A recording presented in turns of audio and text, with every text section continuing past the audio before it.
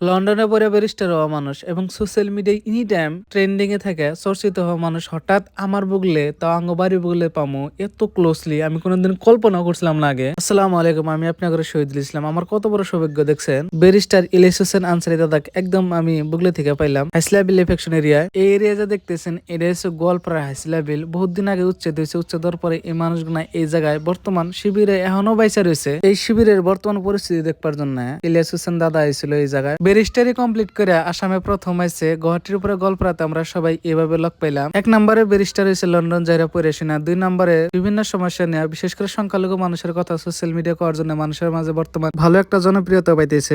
লেভেলে কথাবার্তার জন্য ওরকম একটা টাইমও নাই, কারণ গল্পরা প্রশাসন টাইম টেবিল বান্ধা দিছিল। তারপরে আমরা আবার লক পাই পাসিং পাড়াতে। ওই জায়গায় দেখি গাড়ি সাইডে রেখে গল্প করতেছে, আড্ডা মারতেছে, পরিবেশটা উপভোগ করতেছে। খুবই সুন্দর একটা সময় আসলে আমার জন্য। মিরাজুল বাসের আমরা সবাই ইলিয়াস ভাইয়ের লাগে বহুত সময় অতিবাহিত করলাম, বহুত কথা জানলাম, মানে বহুত এক্সপিরিয়েন্স ছিল। একটা মানুষ, শিক্ষিত মানুষ, এডুকেটেড মানুষ, লন্ডনে থাকে, আসামের পরিবেশের লাগে কিভাবে অ্যাডজাস্ট হওয়া লাগবে, বহুত ধরনের কথা আমরা আলোচনা করলাম। এই ভিডিওটা যদি আপনার ভালো লেগে থাকে, একটা সন্তান হিসেবে এই ভিডিওটা যত বেশি বেশি পারেন শেয়ার করবেন, লাইক করবেন, কমেন্ট করবেন আর পেজটা ফলো করবেন। ধন্যবাদ।